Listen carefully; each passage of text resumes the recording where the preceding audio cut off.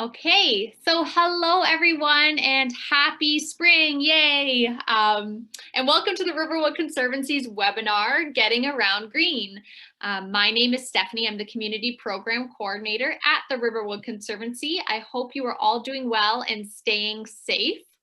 I want to say today a special thanks to our sponsor, Climate Impact, for supporting us and making all of our climate change related programming possible this past year.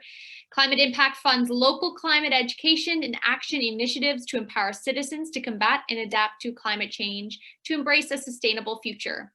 Before we get to today's presentation and to our speakers, we have a couple housekeeping notes. You can now book a personalized presentation or fun activity like a trivia night for your club, community group, or business through the riverwoodconservancy.org/virtual discovery. Our other free webinars for the month of March are live on our events page, so please register for them as well. If you have the financial means to support our programming and conservation work at Riverwood, please consider donating at the riverwoodconservancy.org. And today we have Chelsea Dalton from UTM. Chelsea is an environmental activist, cycling advocate, and longtime resident of Mississauga. She's earned her honors Bachelor of Science at the University of Toronto Mississauga in 2007 and began working at UTM shortly thereafter. She's currently working as the Acting Sustainability Manager, Strategic Initiatives in the Department of Facilities Management and Planning. Chelsea is a lifelong environmentalist, member of Riverwood Stewardship Committee, and a citizen member of the city's Environmental Action Committee. So welcome, Chelsea. And we also have Patricia Runzer from MiWay. Patricia is a community outreach team leader for MiWay, the city of Mississauga's public transit system. Patricia has worked for 32 years in the transit division and has been involved in various aspects of the evolving business, from supervising the customer information team to promoting the openings of the city center transit terminal and various Mississauga transit way stations, to launching the MyWay student ambassador program at Mississauga Transit, was rebranded to MyWay in 2010. Patricia is a distinguished Toastmaster and most recently led the MyWay outreach effort for the opening of a new Kipling bus terminal in Toronto in January 2021. Now, before I hand it off to our speakers today, the Riverwood Conservancy would like to acknowledge that the land on which we operate is the territory of the Mississaugas of the Credit First Nation and the traditional homeland of the Anishinaabe, Wendat, and Haudenosaunee nations. The territory is covered by the Upper Canada Treaties and is within the lands protected by the Dish with One Spoon Wampum Agreement. Today, this place is still home to many First Nations, Métis, and Inuit people, and we are grateful to have the opportunity to live and work on this land. Now, if you have any questions for either Chelsea or Patricia today, you can type them in the Q&A tab or in the chat bar. And once again, if you're watching us on Facebook, you can type that in as well, and I'll get to those eventually as well. So I think I have talked too much now. I will turn things over to Patricia first. Thank you so much, everyone, for joining us today. You're just on mute, Patricia. That's right? Mute. Anyway, thank you very much for the introduction. I'm happy to be here from MyWay. As you said, we did rebrand to MyWay from Mississauga Transit in 2010, and it was fantastic to rebrand to MyWay, and I'm happy to give this Is MyWay Green? And let me just get to sharing my screen. Okay. Just let me know if you could see it. It's good? Okay. Is MyWay green? Yes, we're going to go through that, but I do have another agenda item, so I'm just going to click here. My agenda today is I'm going to tell you a little bit about MyWay, our MyWay fleet and what's happening for the future of the MyWay fleet, a little bit about riding MyWay and the student volunteer opportunity. So what we have is about MyWay. So MyWay is Mississauga's public transit system. And this is the way we should be getting around. And I don't say every day that you have to take MyWay, but on those short trips, you might want to consider taking MyWay. We have over 950 transit operators. Now, we call them operators, you might call them drivers. March 18th, we actually had a driver appreciation day. I don't know if you saw that, but on Twitter and Facebook, we had thanking our operators because they did a really good job, especially during COVID when they had to, you know, they're essential workers, getting other essential workers to their locations. So we do have 500 fully accessible buses. Actually, it's 509, but it's around 500. We have 80 bus routes and 3,400 bus stops. And that is a picture of, we call it the City Center Transit Terminal. However, it is near Square One, and I know everybody calls it Square One Transit Terminal, but it is actually City Center. So when I say City Center Transit Terminal, you know it's the Square One. MiWay services. So in 2010, we introduced our new express buses. So the blue ones you see on the screen are the express, and they stop at every major stop. And the orange buses travel along local routes, and they stop at every stop. Let me go into, now we're going into the climate change action plan, and we have a plan. So this was introduced, I believe, in 2019 to City Council, and it's real. It's real. We're going through it. Some people don't believe it, but we believe it here at the City of Mississauga. It's happening. And the plan is to reduce emissions by 80% by 2050. We do have our own goals here at MiWay. But everyone has to play a role. And I'm going to go into that a little bit, what you can do to help with this action plan. What is the fleet composition? So you see here, we have 475 clean diesel buses. And then we've been introducing the electric buses, the hybrid. We have Orions and Novas. And then we have the new Flyers. And this is basically what our fleet looks like now. And then this is the procurement plan. So what we have is, this is what we plan to have our total buses into 2029. And we did a first ever. So as you could see, these are called articulated buses, and we have the very first 60-foot, they're 60 feet long hybrid electric bus in Ontario. So that's something to be proud of. So I have a different presentation up, but it's okay. Task A, or task 1, is a pilot study. And what it's happening is through the GTA. It is being studied throughout GTA about how we're going to go forward with the electric bus technology. Task B, or task 2, is how we're going to really look at the infrastructure and what is really required for the infrastructure for the fleet. And the third one is the garage phasing, because as you know, these buses may take a bit more space with the charging stations, and we don't even know what the charging stations would look like at this point. So this is, we have 2 garages.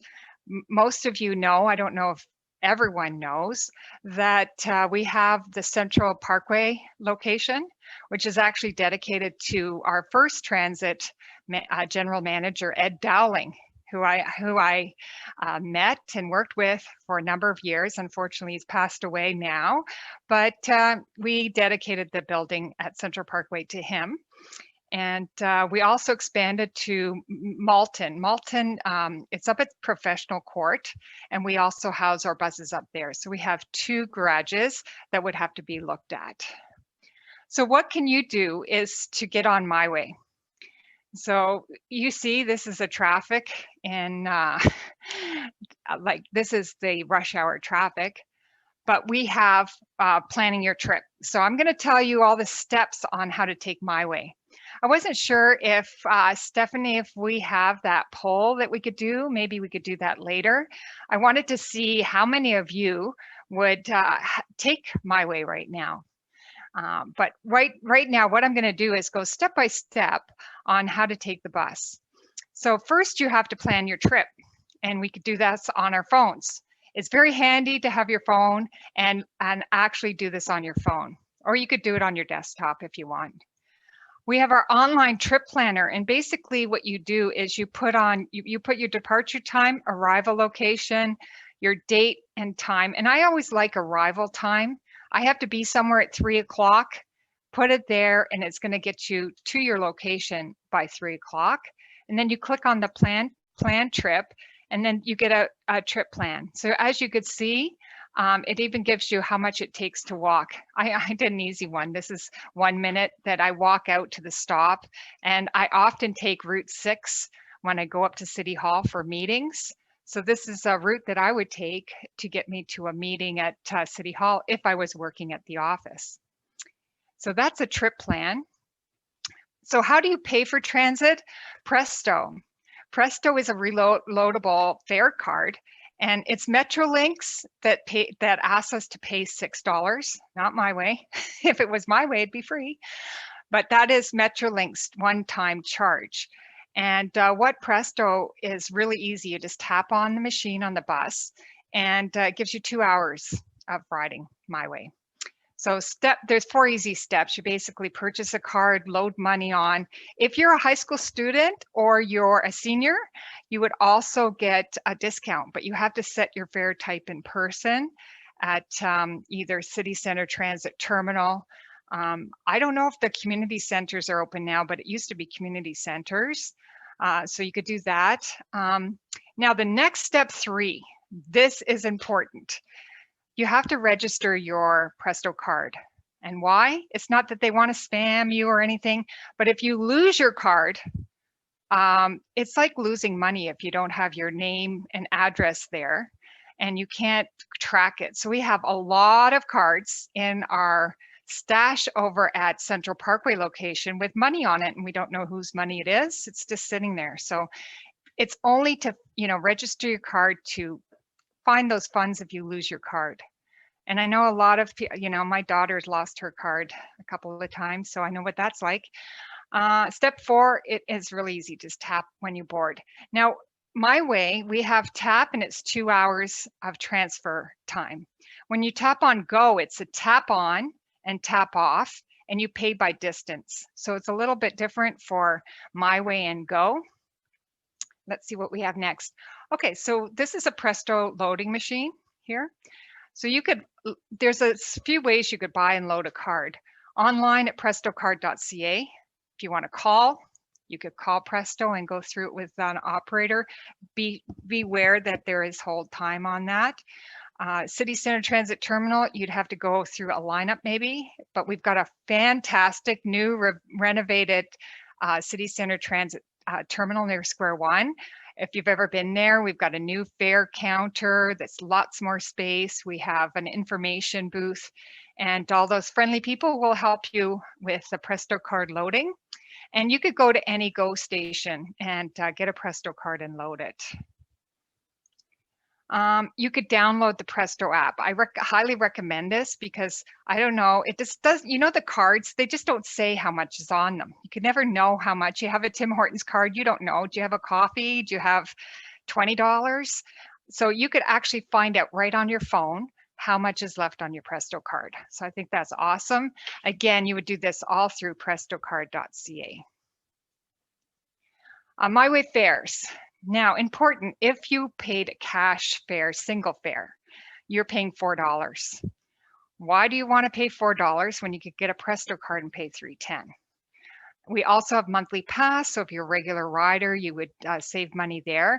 And really important, if you're going to the GO train station, it only costs you 80 cents to ride the bus, which is awesome. Like that's an agreement with Go Transit and MiWay, and it's been for a while. So that's pretty awesome. We have that agreement. We also, for any seniors, we have that $1 fare during off-peak time. And that's, a great way to try the transit for any seniors. Okay, we all know this, right? Isn't this cute? I love this. The little bears telling us how to wear our masks. And, you don't do this. I call these bears chin strappers. That's my little name for them. This bear is just silly, and this one here is the right way. So you got to cover your nose, your mouth, and your chin. And you have to wear it on the bus or if you're inside at the bus terminal. So step 2, you got to go to your stop. And as you see, there are people and they're physically distancing, you know, to wait in line to board the bus, and everybody's got their masks on. Traveling with a bike. I know there's lots of people, right? Chelsea, she might have done it already too, right? Putting your bike on a bus. So you have to have bikes, not with those super thick wheels or a huge extended bike. They have to be regular bikes. I used to have an electric bike and it was way too heavy to put on the bus. And you can't put those ones on the bus, unfortunately. Maybe some of the newer electric buses, but the one I had was one of those lead acid batteries. It was so old. And now I just have my powered bus. I don't, bike. I don't have an electric bike anymore, so I'm trying to get fit. But I used to ride to work, a good 7-kilometer ride. But when after work, I'd sometimes put my bike on the bus because I wouldn't want to do the hill. You know, the hill along Dundas? It doesn't look like a big hill, but it's like exhausting when you get up it. But we do have a video. Stephanie, would we have time for a video? Absolutely. And there's a lot of questions actually coming in too. So Patricia's just going to finish her presentation and then we'll take all the questions after. And as well, I am going to run a poll. Do you want me to run the poll now, Patricia? Sure, that would be great. Okay. So if you are receiving the poll now, if you could just answer that for us while I get up Patricia's video. And Patricia, could you stop sharing your screen for just one moment so I can take over the role? Thank you so much. Wonderful.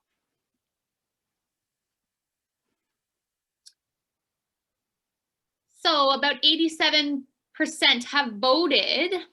And so, you know, Patricia, 14% have said yes all the time. They're using MiWay all the time. About 30% say no, not at all. And 57%, so the largest majority, is sometimes. That's great. We'll just leave that open for a couple more minutes so that the rest of the people can vote. And I'm going to open the video.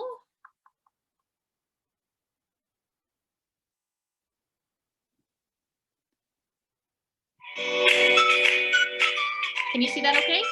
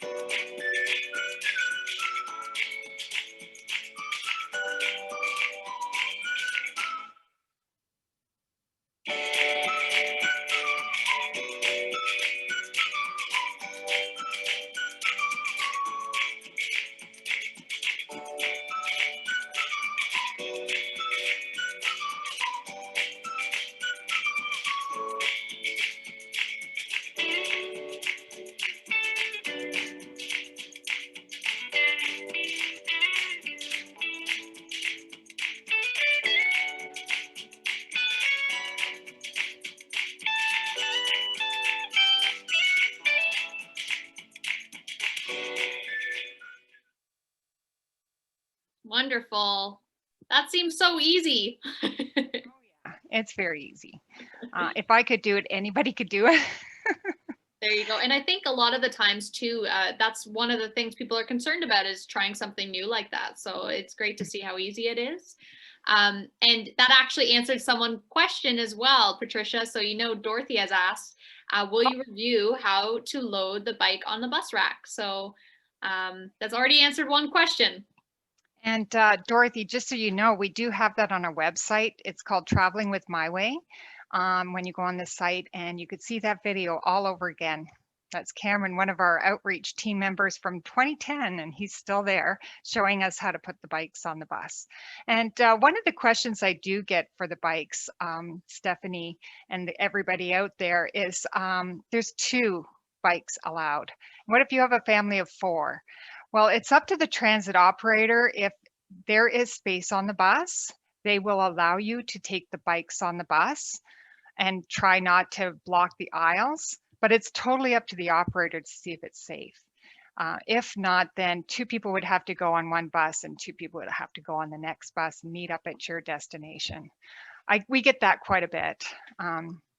But anyway, so here we are. So traveling with a bike. So you could explore. I'm sure Chelsea will maybe tell us if there's places to ride our bikes around the city.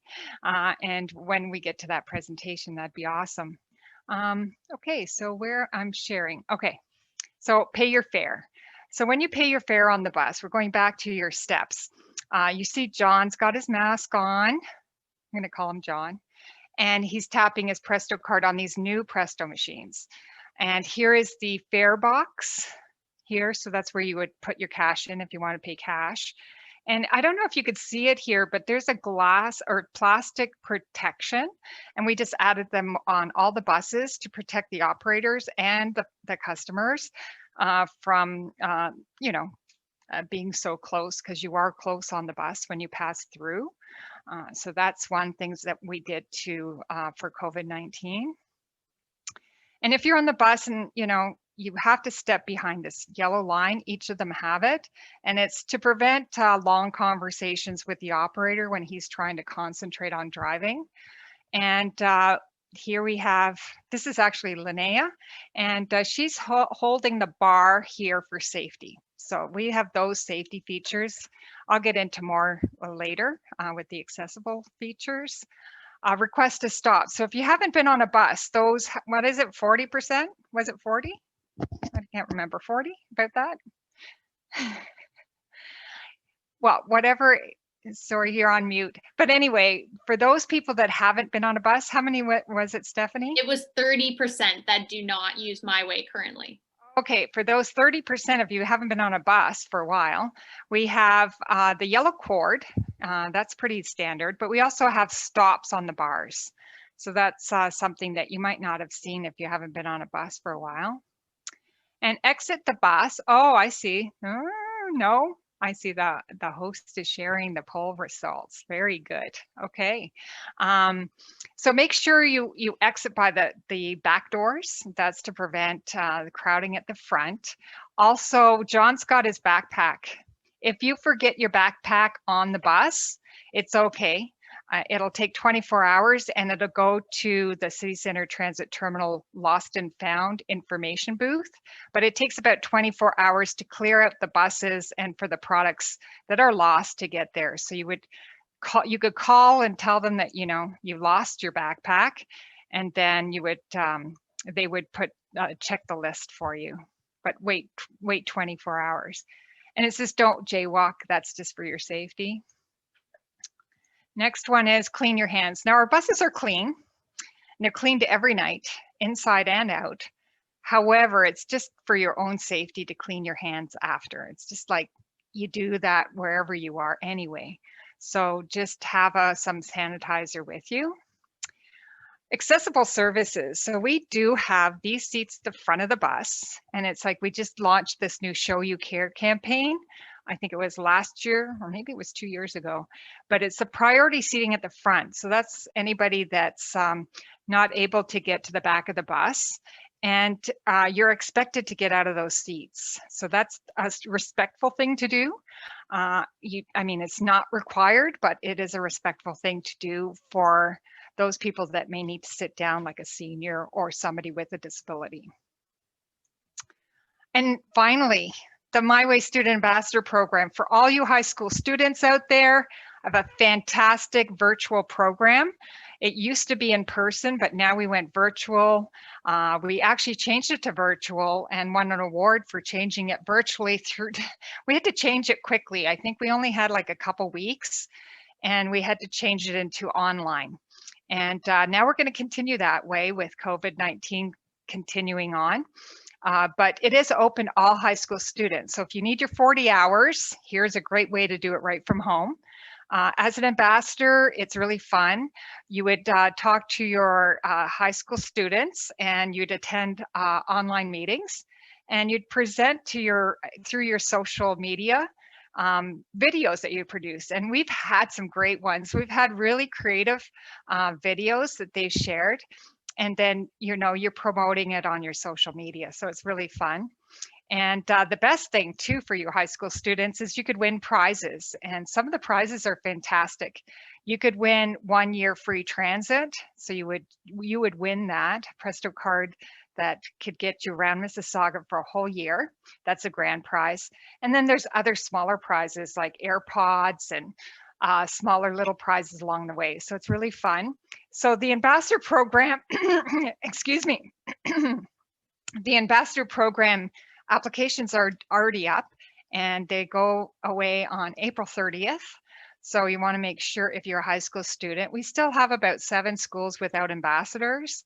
So if you want, put your name in. I don't know if there's any high school students online, I'm hoping, but it is a really good, fun opportunity. And we just celebrated, it's our 10th year.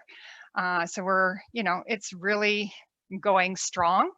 And you do have to be a registered student of Peel or Peel Catholic District secondary schools. And the last but not least, this is Monica. Monica is one of our friendly customer reps that she provides information. If you say you get stuck on plan a trip and you're not quite sure how to use it, or you want to find out about a lost item, you could call in 615-4636. And the last two are our Twitter is at MiWay Helps. And if you want to follow, that would be great, because that's where you find all the service change information. And we also have a Facebook page, and you could find out about all the kind of fun events or whatever we're doing with service changes, again, is on that page. And finally, any questions? So we could get to the chat ones. I haven't seen the chat. I've not been looking at it. So let me stop sharing. There's been a lot of questions and a lot of great feedback. Melissa on Facebook even was saying this is so helpful, because I think a lot of times it can be a little bit intimidating when you're trying to start out using transit, right? So great presentation, Patricia. Thank you so much for doing that. I'm going to present 2 questions to you, if that's okay. We'll just get to 2 for now, and then we'll hand it off to Chelsea.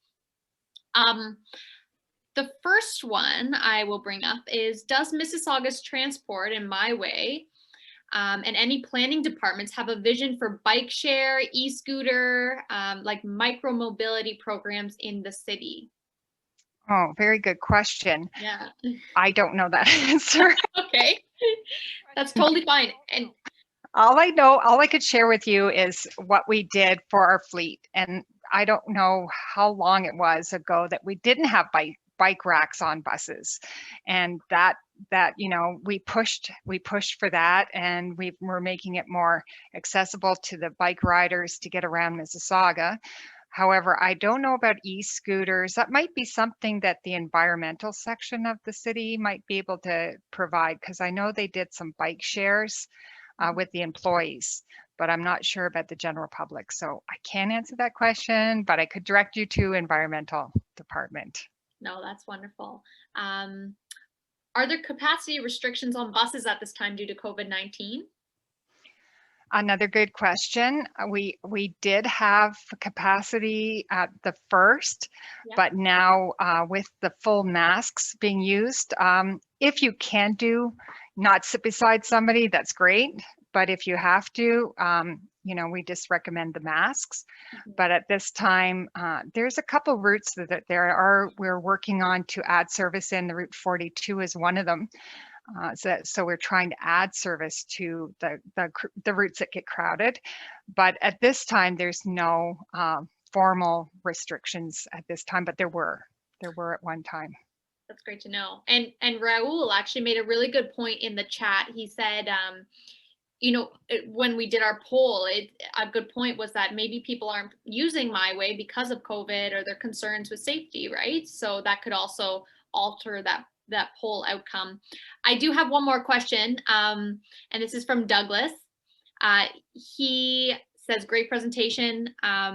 This one's a little bit longer, and it's specific to Riverwood actually, but Are there any plans for the city in terms of the climate change action plan, combined with the fact that many older adults are using Riverwood, and a lot of the people that are coming to Riverwood are driving?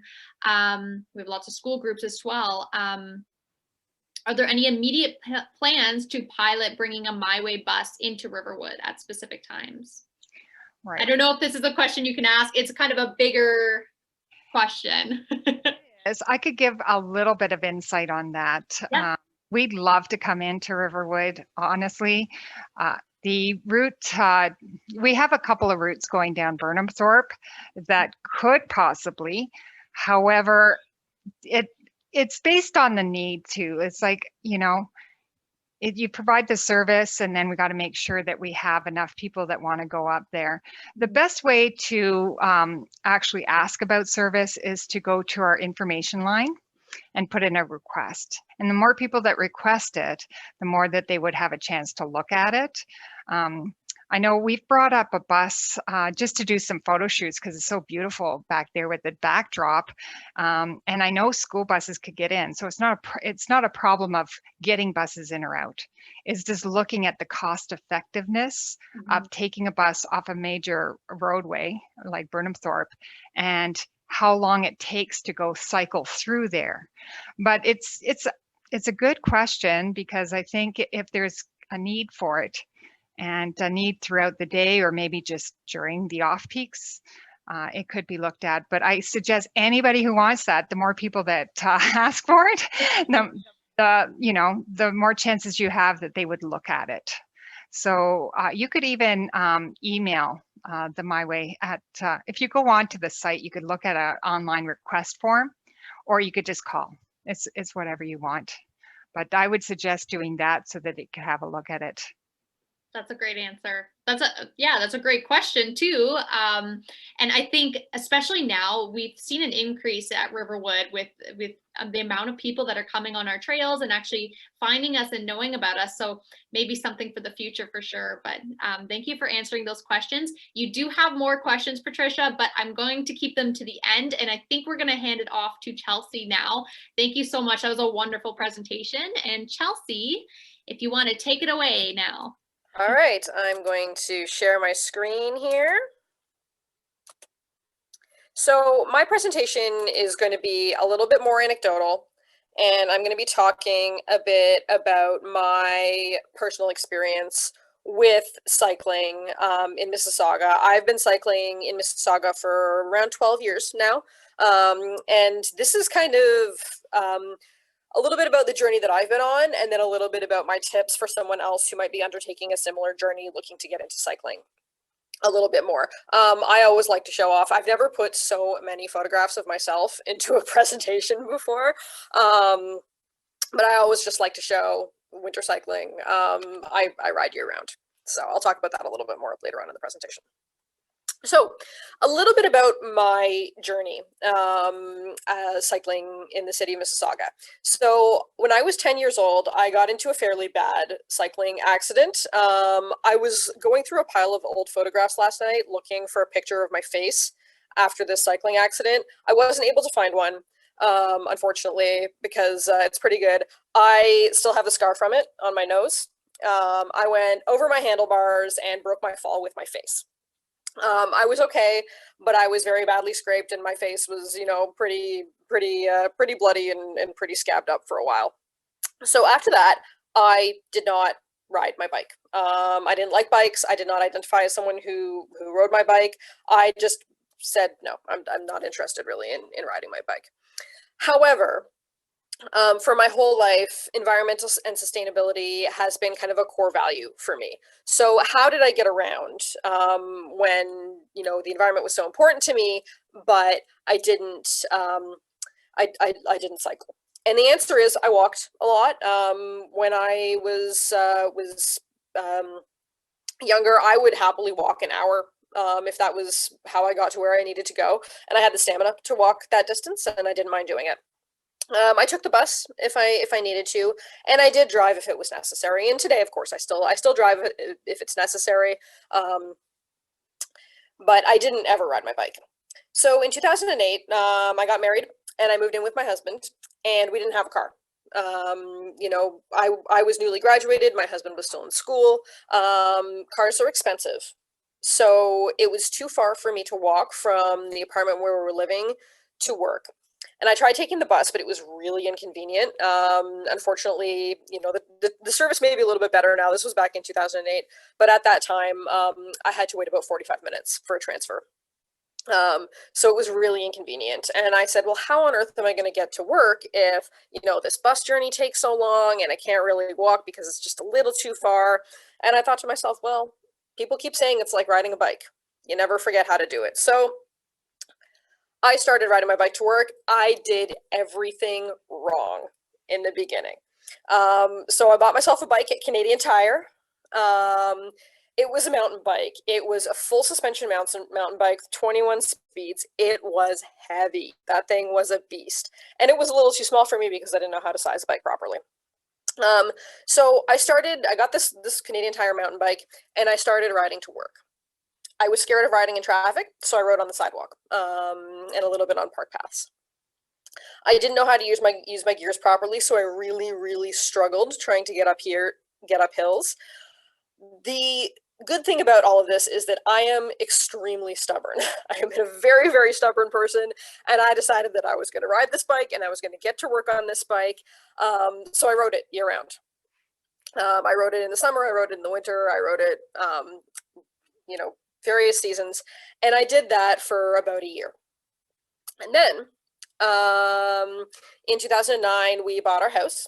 Still too far to ride to work, but I got a new bike as a housewarming gift.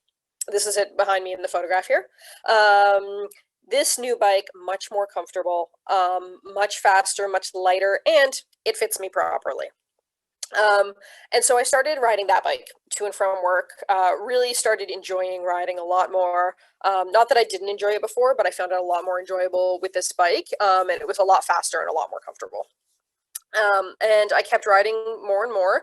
And then from around 2013 to 2019, I rode the Tour de Mississauga a couple times. I started going to the community rides. The Mississauga Cycling Advisory Committee was putting on community bicycle rides. My very first one, I think, was 2013, the first one that I attended. And I thought it was great fun. I loved it. I loved getting together with a group of people and going for a ride around the city and finding out the best places to ride to.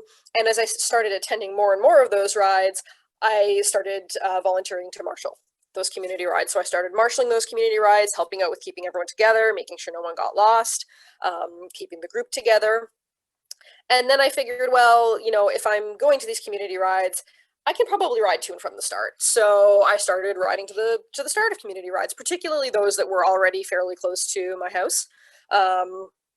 I would start riding to the start of those community rides. I'd ride home afterwards. I'd kind of, you know, say, oh, this one's a little bit farther, but it's still within cycling distance. So I just ride to the start of those community rides.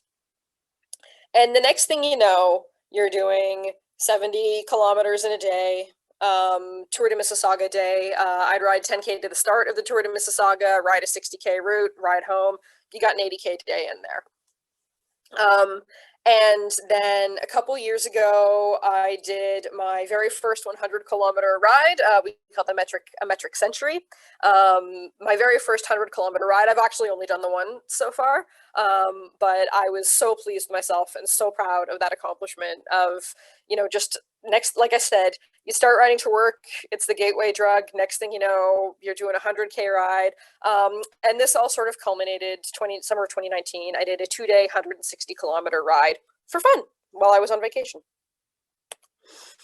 And this is a photograph of me at the end of that 2-day, 160-kilometer ride. I think the sense of elation and accomplishment that I had is pretty evident on my face, holding up my bike here.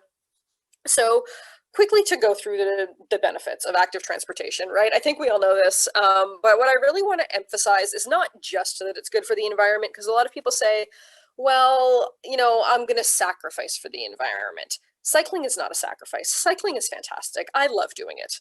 You get fresh air. It's fantastic exercise. It gives you that sense of accomplishment. Like I said, the first time I finished a 100-kilometer ride, I was absolutely thrilled with myself. This photograph is after 2 back-to-back 80K days. Again, the sense of accomplishment I have here, I think, is pretty evident from the expression on my face. It's reliable. People say, well, you know, aren't you worried if you don't have a car? And I say, no, it's far more reliable to have a bicycle than a car. My bicycle pretty much never fails to start. You know, it very rarely breaks down. And if it does break down, you know, I get a flat tire or something like that, I can get off and I can walk it along if I need to. I don't need to circle the block 800 times when I get to my destination looking for a place to park it. I see cycling as an extremely reliable form of transportation.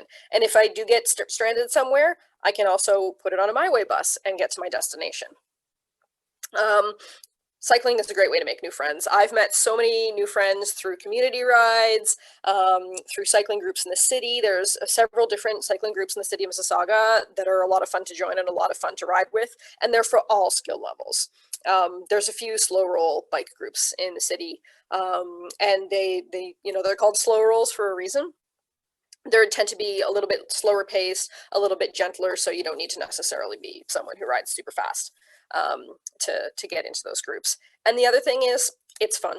Like I said, I love riding my bike. It's fun, it's enjoyable, it's a great way to get around. So this is just something that I wanted to kind of quickly cover. What do we need to be a proper cyclist? You need a bike. That's all that you need. There tends to be, cycling can be a little bit of an elitist community. It does not need to be. And you don't need a lot of fancy stuff to be a proper cyclist. If you've got a bike, you're a proper cyclist and you're doing great. So this slide, that photograph, I Googled stock images of cyclists, and that was what I got. I got a ton of photographs of, we sometimes refer to these as mammals, middle-aged men in lycra. You don't need to be one to ride your bike. So things you do not need to do to be a proper cyclist: you don't need to go fast. I'm very slow compared to some of my friends. So you do not need to be able to ride fast. You do not need to wear cycling shorts and a jersey. You can wear whatever you're comfortable in. You don't need to have a certain body type or look a certain way. You do not need to ride a certain type of bike. You don't need to own a fancy bike. I own 3 bikes. None of them are particularly fancy. You do not need to own a bike that costs a certain amount of money. You know, I have sometimes people who look at my bike and they'll say, you know, I'm surprised that you don't have, you know, like a several $1,000 racing bike. And I look at them and I say, I don't need a several $1,000 racing bike. The bike that I have suits my needs perfectly. And it was a lot less than several $1,000. You do not need to own multiple bikes. I do, because I use them for different things. And even then, I own 3 bikes, and one of them I hardly ever ride. So you do not need to own multiple bikes. And you do not need to ride long distances. Again, I do ride long distances because I enjoy doing it. You know, long is a relative term, but you are still a proper cyclist if all you do is riding to the corner store. So now that I've talked about the things that you do not have to have, I'm going to talk about some of the things that are nice to have. Again, these are things that are nice to have. They're not things that you need.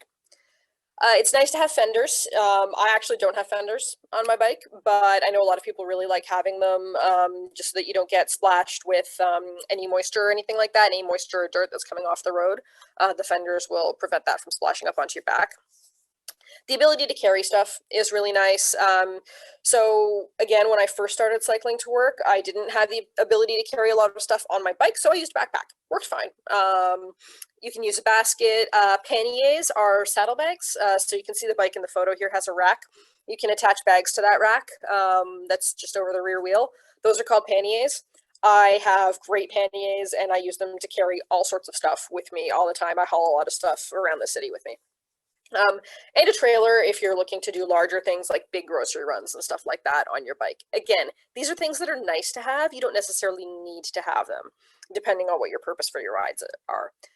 Sweat wicking clothing, again, really nice to have something that will wick the sweat away from your body while you are riding. You don't need it though. I think I've been riding for 3 or 4 years before I even got a proper bike jersey. Bike gloves, again, not necessary, but nice to have. The padding can really save your hands. So they're something that's nice to have, but they're not something that's absolutely necessary.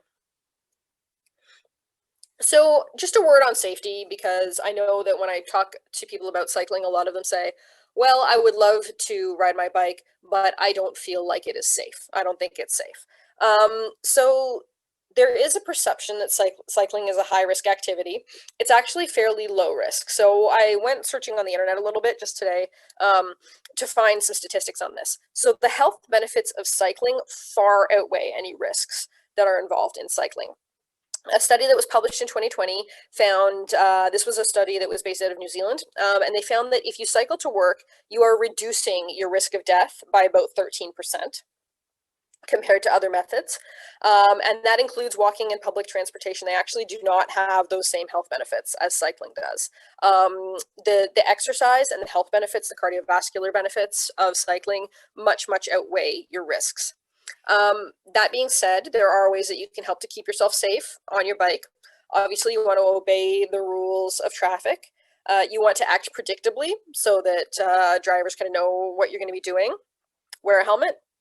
And you can also choose quieter routes and choose routes that have decent bicycle infrastructure along them so that you can ride more safely. Again, I have been riding for 12 years and knock wood, I've never had a serious accident. I've taken a tumble or two, but they've all been kind of like low speed tumbles onto a bike path, which resulted in maybe a bruise, and that's about it.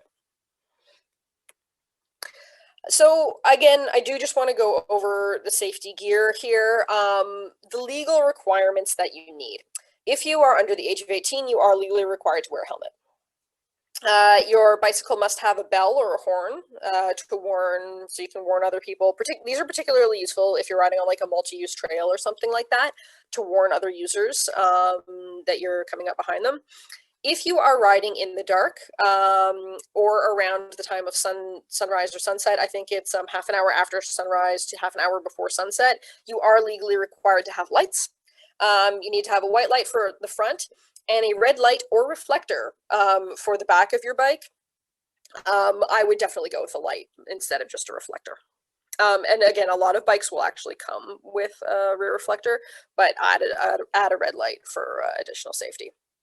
Because I ride year round, unfortunately, daylight savings time, in the winter time, I do find myself riding home in the dark for about a month and a half. Reflective tape, this is something that not a lot of people realize is a legal requirement, but I'm just going to put it down here. You are required to have white reflective tape on the front forks of your bike and red reflective tape on the rear seat stays. I've never heard of anyone being ticketed for not having reflective tape on their bike, but I just usually put some on mine just to meet the legal requirements. A few extras. This is a photograph of a vest that I have. This thing lights up and flashes 6 different colors. I use it when I'm riding in the dark. I think it's a really good way to make sure that you are seen.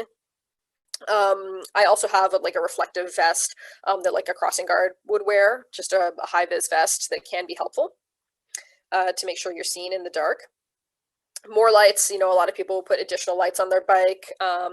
Sunglasses, to help yourself from glare. Also, having sunglasses on can be very helpful when you are riding, protecting you from having like bugs flying in your eye, which I've had happen, or if you have bits of grit from the road that get kicked up. I did have one go in my eye once. I did not suffer any permanent damage, but it was painful for a couple days. I scratched my cornea a little bit, so there was no vision issues from that, but it was painful for a few days. And that was, after that happened, was when I got myself a really good pair of sunglasses and started wearing them kind of all the time when I ride my bike. So a lot of people, when they're looking to get into cycling, they also ask me this question: what kind of bike do I need? And I always say, well, the best bike is A, one that you have, and B, one that you enjoy riding.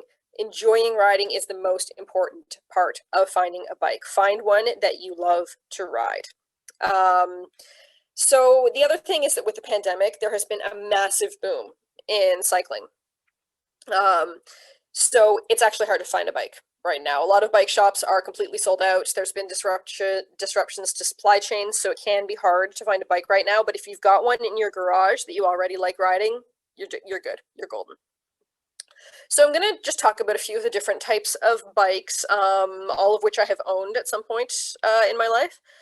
The road bike is the top image there. That's a really fancy one. Road bikes are good for riding on asphalt, and they are good for going zoom fast. If you like to go zoom fast, or you want to race, or you're doing most of your riding on the road, a road bike is perfect for that. The bottom photo is a mountain bike. These are good for riding off-road. They're good for riding on rough trails. They are slower. They can be a little bit heavier. This particular bike has suspension, so it's kind of got shock absorbers, but they really aren't needed. You don't need suspension if you're riding in the city. If you're actually mountain biking, then yes, you probably want suspension, but it's not needed for city riding. So the road bike has the drop handlebar, so you're in more of a crouched position when you're riding. It's lighter and it has thinner tires.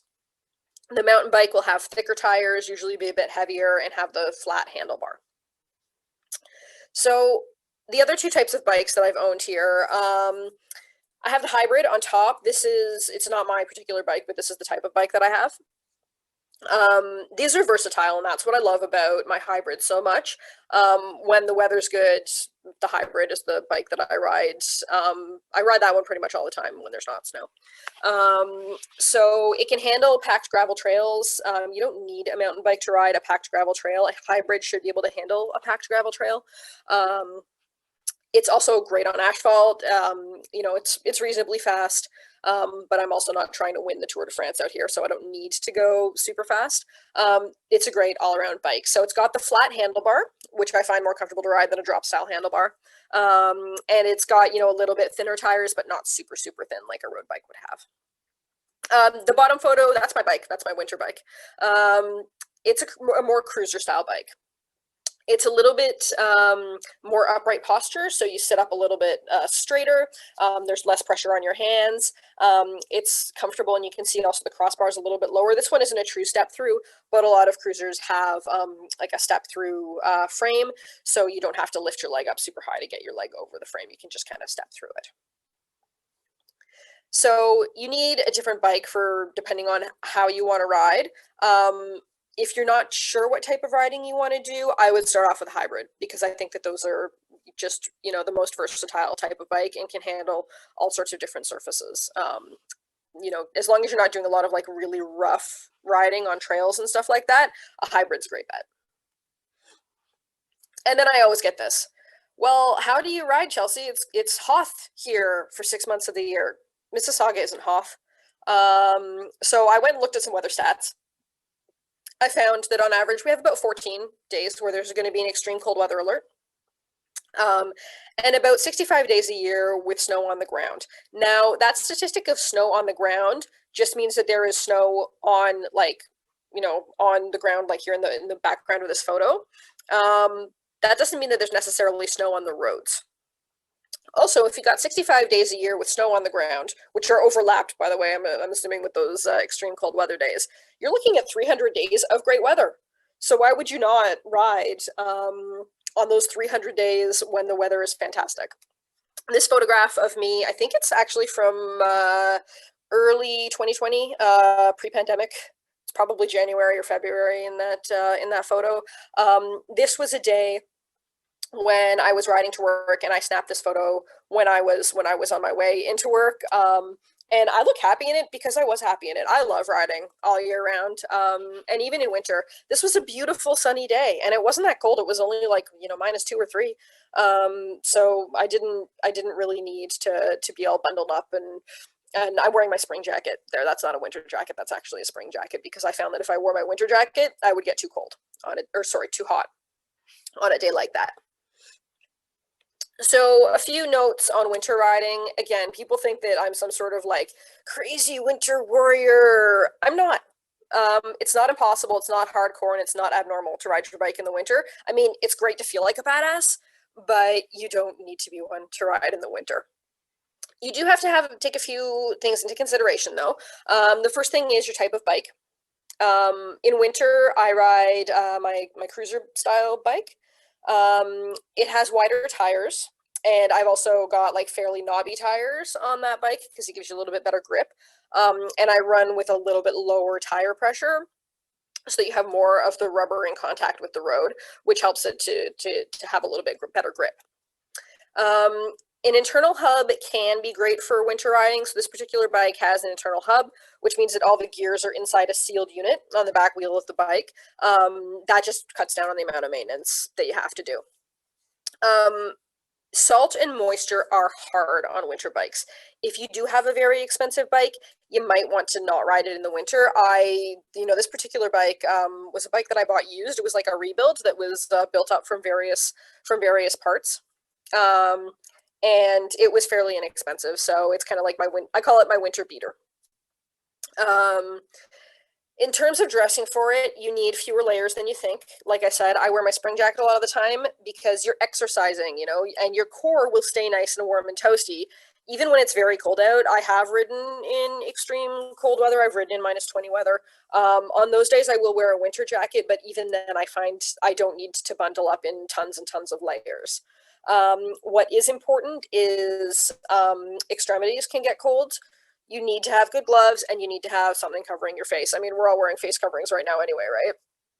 But if you've got a balaclava or something like that, I will typically wear a balaclava, and on those really cold weather days, I'll pull it up to kind of cover my face a little bit, just to keep my face warm.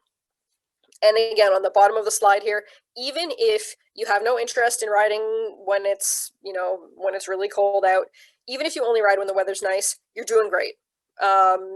Winter riding is not required to be a proper cyclist, but I also don't want people to think that it's some sort of like superhuman feat to ride to the grocery store when it's cold out. It's not. And I've included this particular photo. It was taken from me sitting in on my street at the end of my driveway on my winter bike.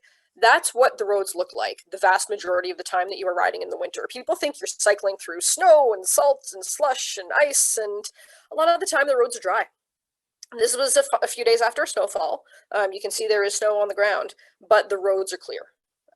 So that's something to think about. A lot of people think that, I'm constantly like riding through these piles of snow. I'm not. I only really ride through,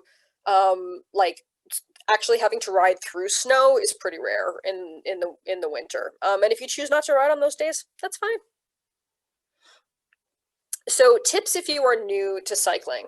As a lot of people are during the pandemic, like I said, cycling has gotten like this huge boom during the pandemic. I would suggest riding with a buddy or in a group.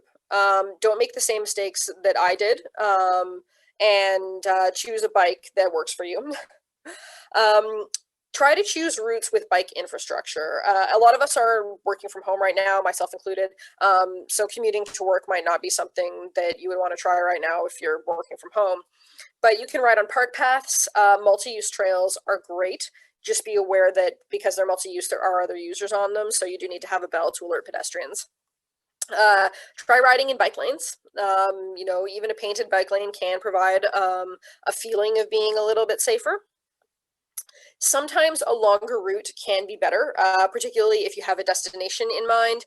I know I do not take the most direct route to my work when I'm commuting to work, just because the route that is longer by distance, but is more through like residential neighborhoods, is just a little bit safer. And it's also just a more pleasant route, so I don't mind adding a little bit of extra distance if it means a much more pleasant ride for me.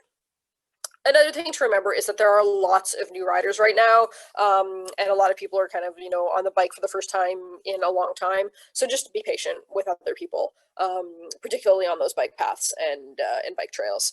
There are going to be a lot of new riders out there.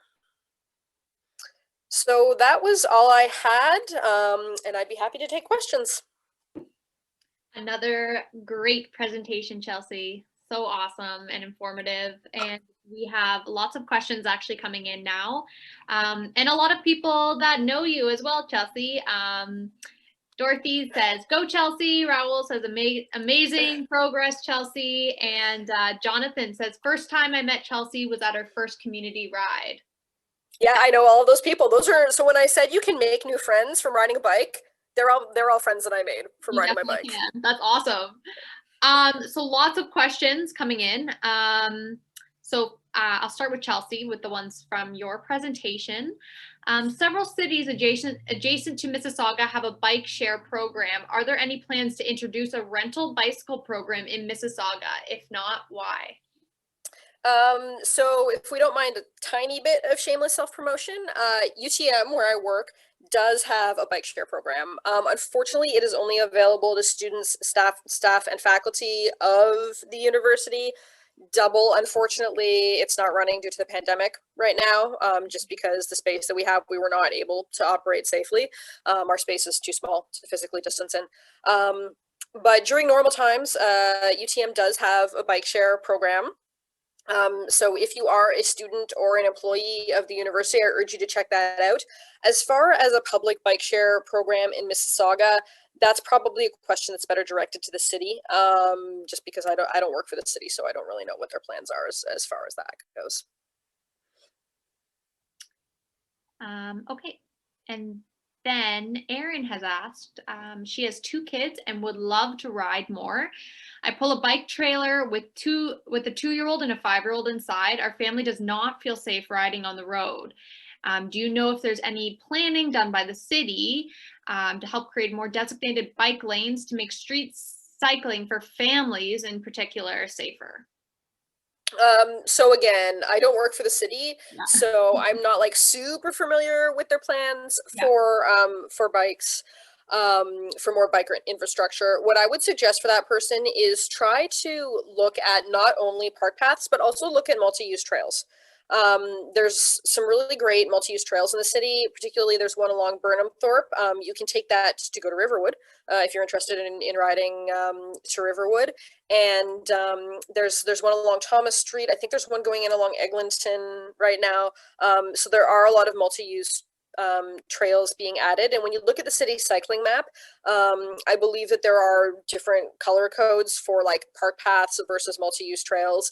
And you can get some decent routes if you kind of join together riding on park paths, riding on multi-use trails, and maybe riding through some residential neighborhoods as well. I would suggest trying out riding like on residential streets because they tend to have a little bit less traffic, and it's a really good way to build up your confidence with riding where there's going to be a lot less traffic. Awesome. Thank you so much. And maybe we'll share actually the Mississauga cycle path. If there's a map of it, maybe we'll share that with all the participants so that they can see the different trails that they can use as well. And Patricia, you've disappeared on us, but we do have some questions coming in for you as well. Is she there? She's there. She's on mute one. Carrie has asked, actually, Chelsea, going back to you, do you find that there are enough places to lock your bike in the city? Yes, because if you're creative enough, there are a lot of things that can become a bike rack.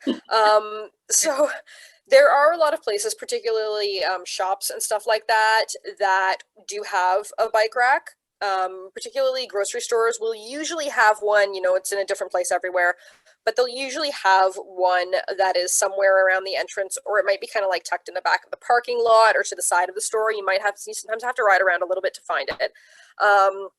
Again, the advantage of a bike is that it's easy to park. So my dentist's office, for example, does not have a bike rack, despite the fact that I have asked them for one multiple times, but they have lampposts. So I've totally locked my bike to a lamppost before. Just be careful, certain street signs, particularly those like T-bar ones that are only about 7 feet high, those can easily be pulled out of the ground, or a bike can be lifted off of it by someone who's determined enough. So I would recommend avoiding those. Awesome, thank you. And I mean, more bike parking is always a great idea. Awesome. Thanks, Chelsea. And I'm just looking at the time here. We are over time already, but Patricia, do you have time for 2 more questions? Sure.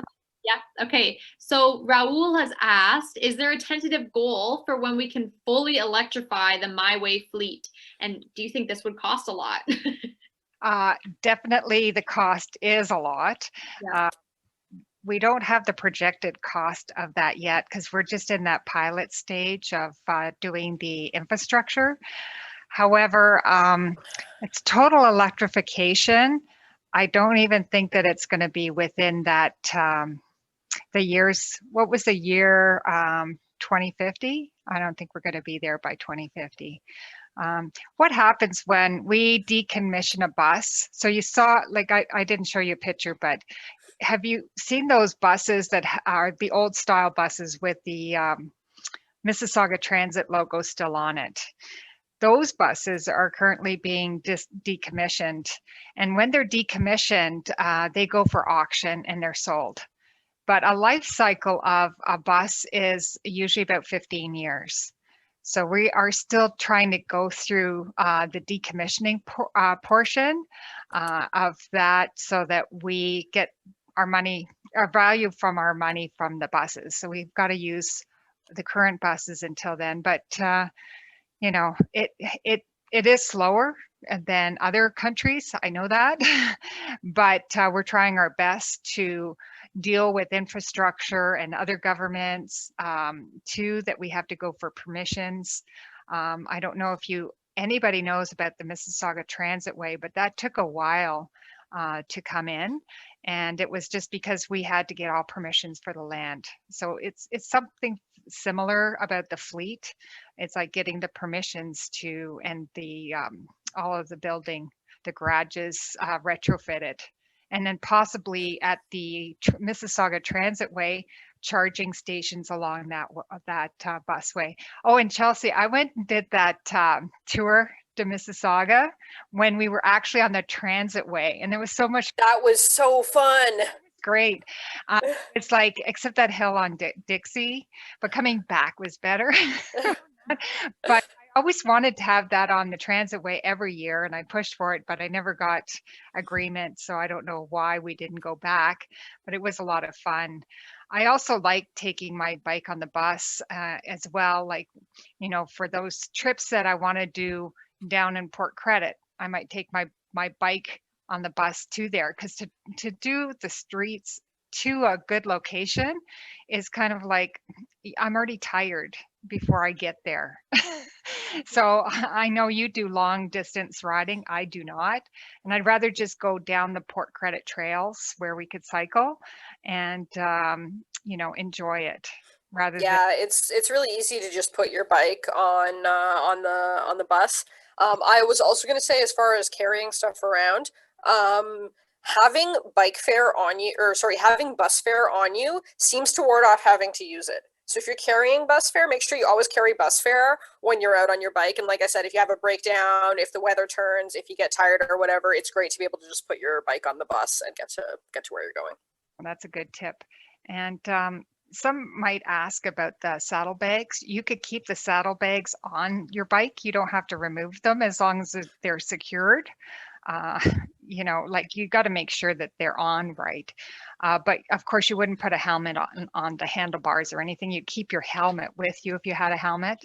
I guess that's about it. But I have saddlebags too. They're great. I love them. What are they called again, Chelsea? I never knew the other name. Panniers. Panniers. That sounds Yeah. sophisticated than saddlebags. I certainly don't want to have saddlebags, I guess. I'd rather have panniers. But anyway, that's great to know that. So that's great. Wonderful. And I'm just looking at the time. I think that's all we have time for today. We discussed some topics that are intimidating to start at.